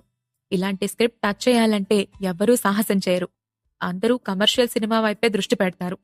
మనం మాత్రం కమర్షియల్తో పాటు డిఫరెంట్ మూవీని కూడా తీయాలి. ఈ స్క్రిప్ట్తో తప్పకుండా హిట్ కొట్టి తీరుతాం అని ఆవేశంగా అన్నాడు. భరత్ అతని మొహం చూసి సినిమాపై ఎంత కసిగా ఉన్నాడో అర్థం చేసుకున్నాడు. ఇంతకు ముందు ప్రతీక్ చాలా ఆర్ట్ మూవీస్ తీశాడు. ఇంటర్నేషనల్ ఫిల్మ్ ఫెస్టివల్స్లో అవార్డులు కూడా గెలుచుకున్నాడు. కాని ఎంత చేసినా కమర్షియల్గా సినిమా సక్సెస్ కాకపోవటంతో ఇండస్ట్రీలో అతన్ని ఎవ్వరూ పట్టించుకోలేదు. దాంతో కమర్షియల్ సినిమాలు తీయాలని అనుకున్నాడు ప్రతీక్. కాని అతను ఆర్ట్ ఫిల్మ్ డైరెక్టర్ కావటంతో కమర్షియల్ మూవీస్ తీయడానికి ప్రొడ్యూసర్స్ ఎవ్వరూ ముందుకు రాలేదు. ఒకవైపు భరత్ స్క్రిప్ట్ చదువుతూనే మరోవైపు నీరజ్కి మెసేజ్ చేసి ప్రతీక్ గురించి వివరాలు కనుక్కోమని చెప్పాడు. 10 నిమిషాల్లోనే రిప్లై పంపించాడు నీరజ్.